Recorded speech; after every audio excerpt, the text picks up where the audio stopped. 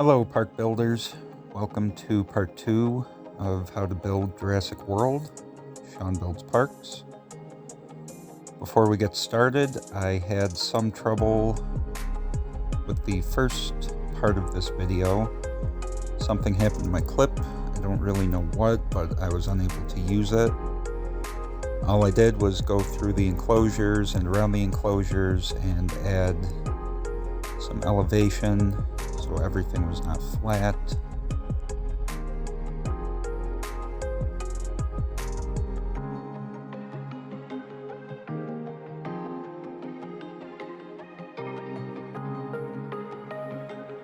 Now I'm just going through and adding mostly dirt. I'm a huge fan of the dirt. I think it gives everything a little more of a realistic feel. Now we're going to start with the Treetop Gazers attraction.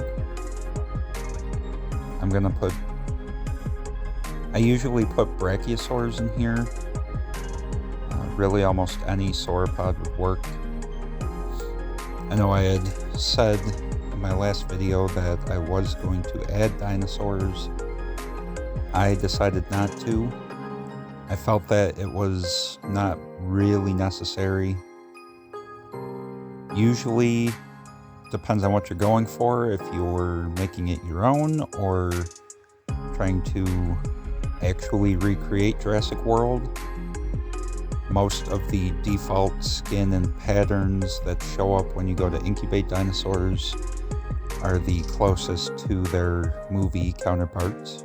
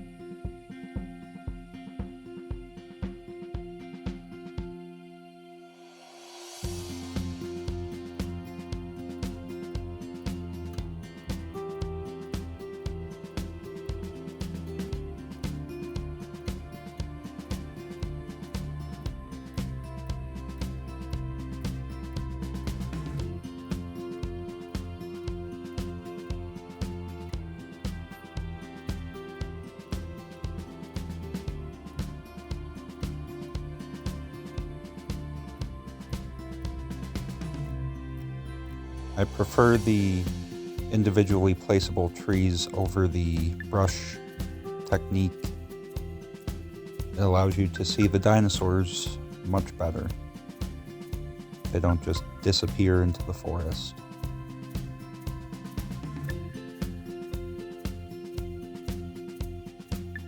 Sometimes I like that though.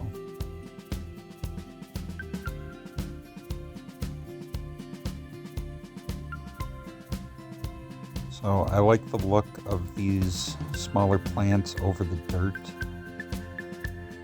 Something about it just really reminds me of Jurassic Park. The aviary, for this particular one, rock, sand, and dirt. Start with rock and then lightly add the other two elements. Gives a more unique feel.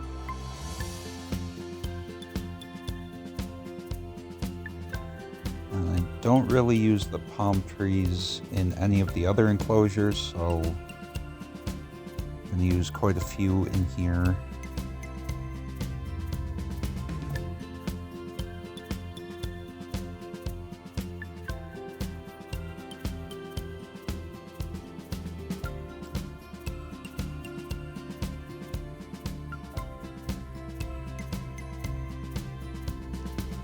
And just go through with some of the ornamental shrub paintbrush.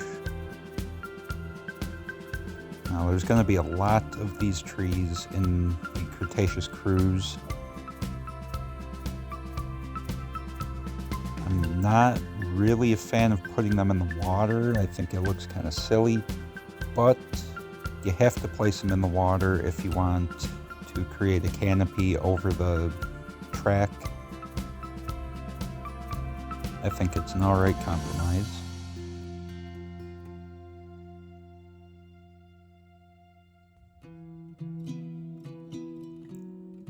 And when I'm placing these, I always just hold the rotate button down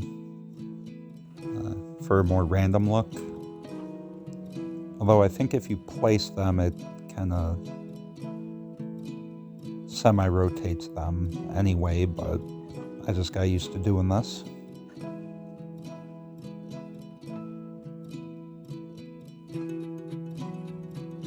And lots and lots and lots and lots of trees.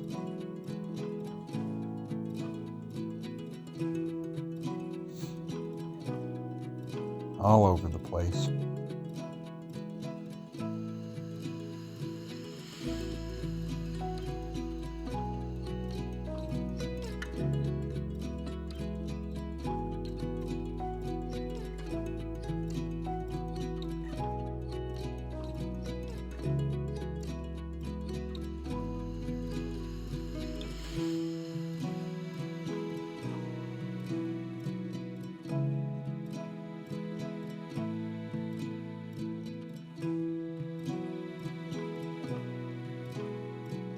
Alright, palm trees definitely around the resort area.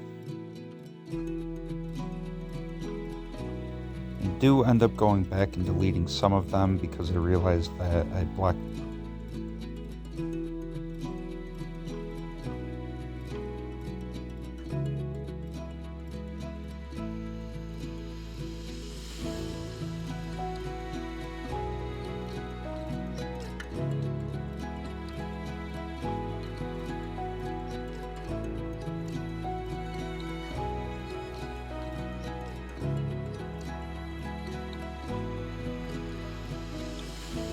the water park resort area, definitely some palm trees.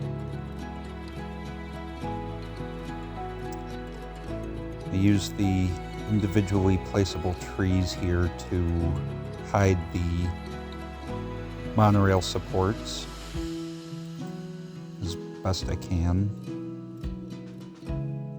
If you place them too close, they will erase them. I prefer to have them all there.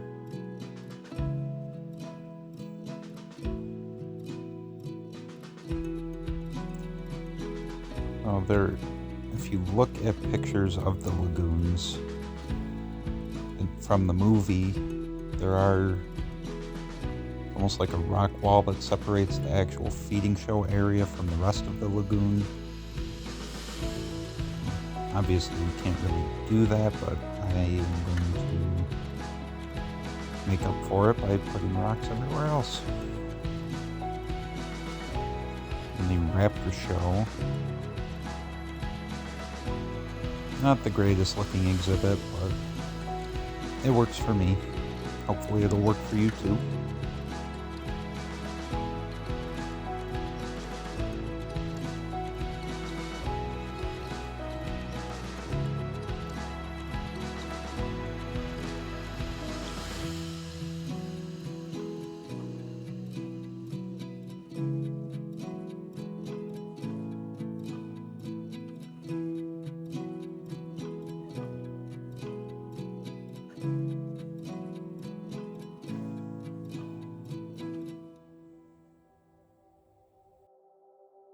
The Gentle Giants petting zoo. I like to place a fence along the back side of it, both sections, and then planters. The alternative to shorter fences that we do not have.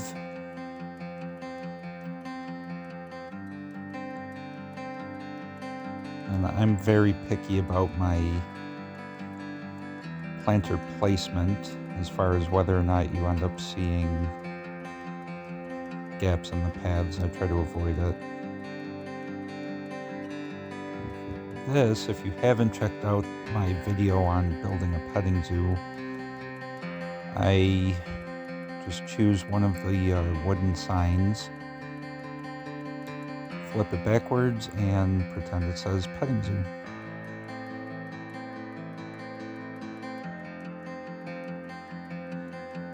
More planters.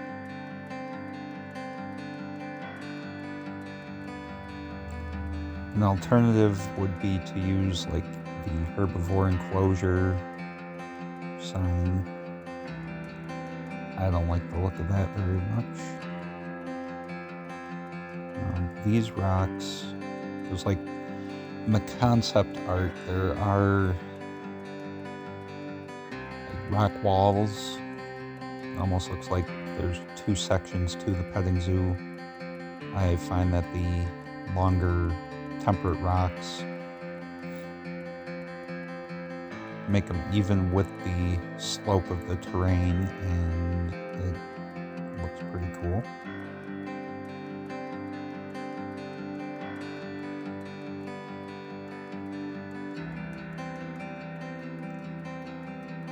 Here, even though we don't necessarily have these species in the petting zoo, again, with some imagination, they are just information signs about what species would be in there. And then I like to use the plants and smaller rocks to hide gaps in the bigger rocks.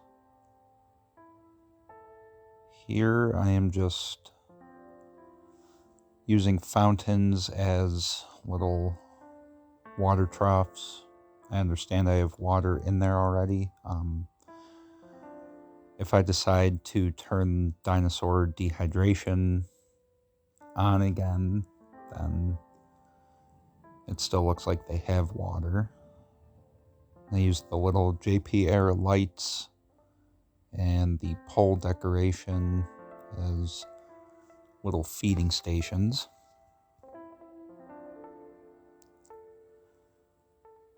Until we get more of that kind of stuff, fingers crossed, imagination is key.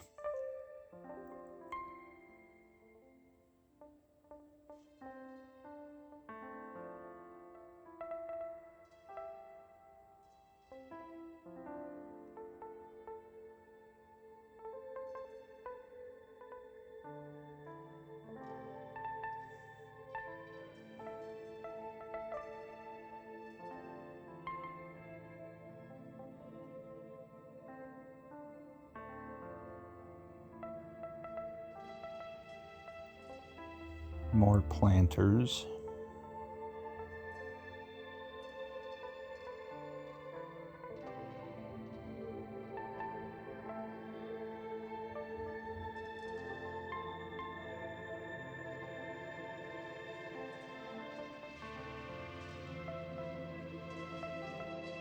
Obviously, feel free to use whatever decorations you want, where you want them.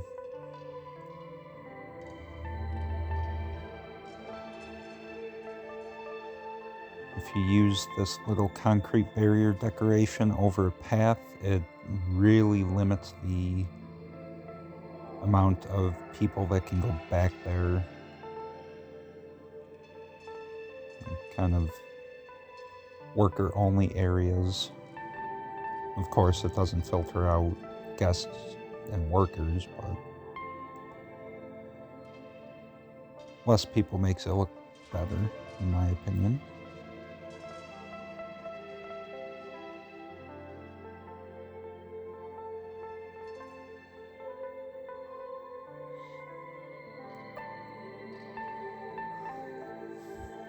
Some T-Rex signs for the T-Rex Kingdom.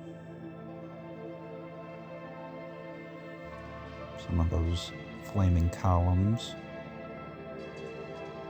make it look pretty epic.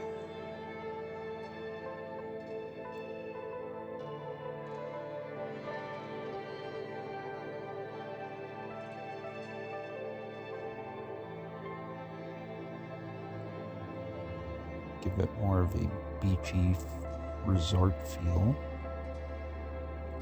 These little poles are pretty multi-purpose. Good for lots of things.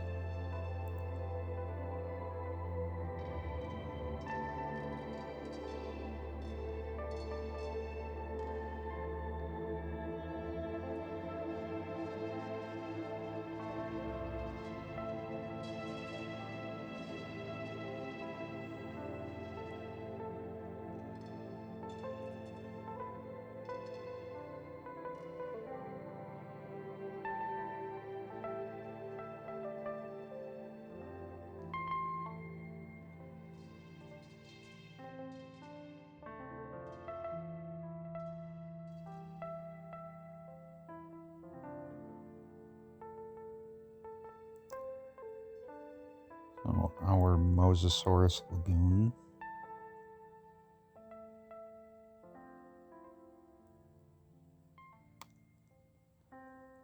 They never really show this side, so pure speculation as to how it might be decorated.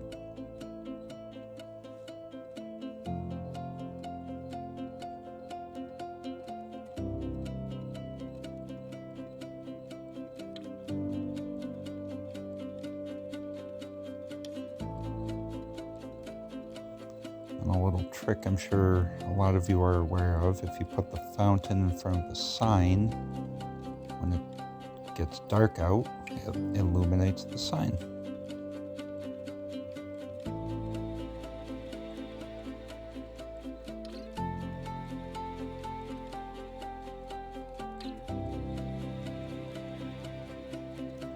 Gonna hide our zip line behind some rocks, make it look a little more adventurous.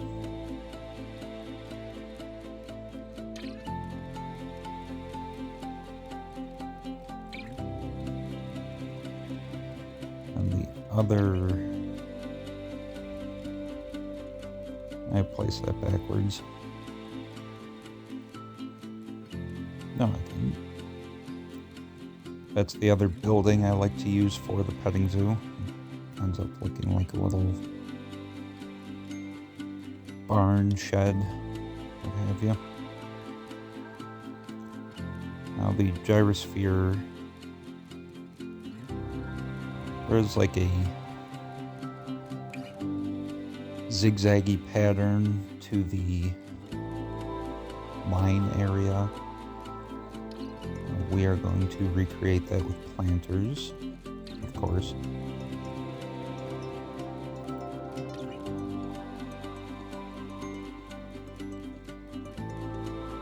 A shorter one at the end, so that the path doesn't become too small.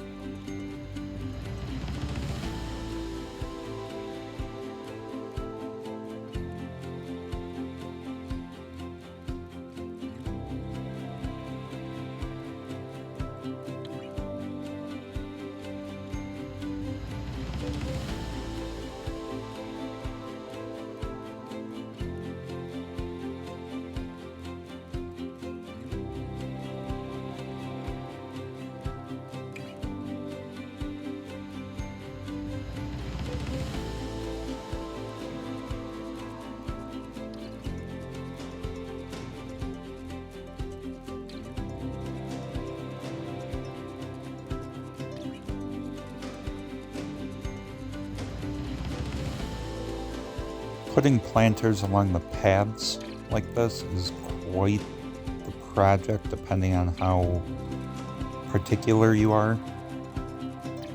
Just a warning, something to think about before you actually start doing it. It does take quite a while.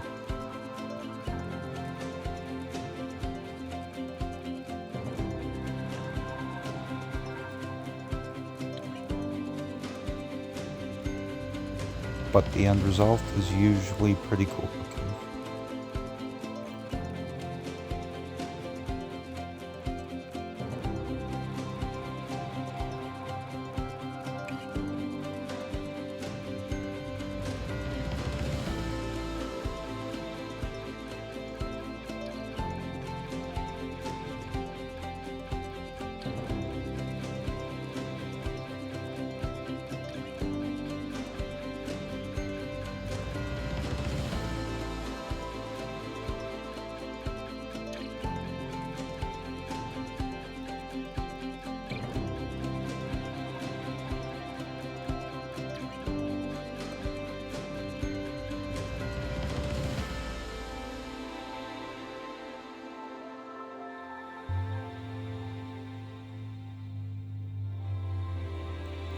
Leafy climbers definitely add more of like a swamp, river type feel.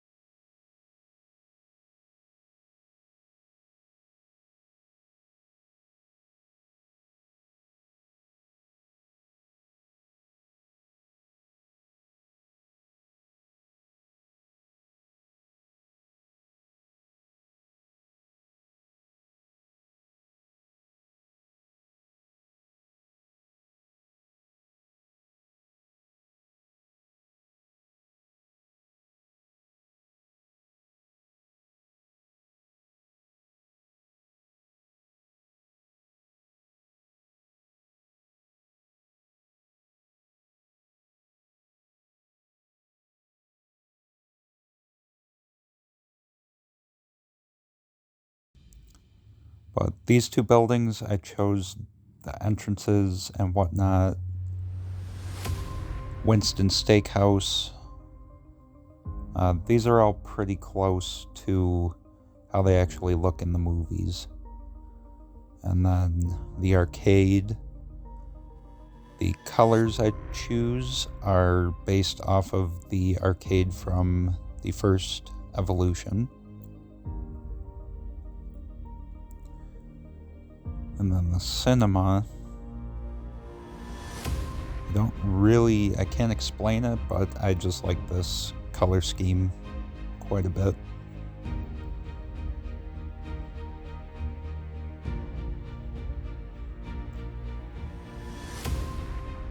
So this is what Main Street ended up looking like in my first park from the first person view. And there you have it. Hopefully this helped people create the Jurassic World that they wanted to. I think it's fairly accurate. And all that is left is for you to choose your favorite dinosaur skins and populate the park. Hope you enjoyed it, and if you did, if you don't mind liking, subscribing, anything like that, I would really appreciate it. Thank you. Until next time.